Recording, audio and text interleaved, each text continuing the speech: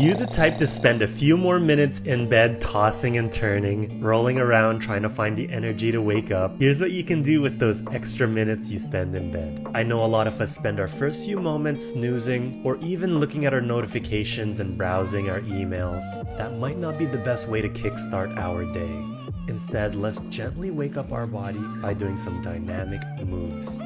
You don't have to get up yet, you can stay in bed for a few more minutes and these feel absolutely amazing. Remember, I don't know your body and the condition it's in. If you have any aches and pains, you might want to consider that before doing these moves first thing. But this is a little example of how you can start your day with a little bit of movement. This is also a great way to promote circulation, blood flow, and breathing. Bringing oxygen in your lungs and brain can help with your energy levels and mood. Now, I don't really want you to worry too much about repetitions and sets. Just focus on your breathing. Inhale from your nose, exhale from your mouth. Take about 5 to 10 breaths per exercise and then switch whenever you feel great. And don't forget to drink that water. It's important to hydrate as soon as you get up. Alright, have a good morning.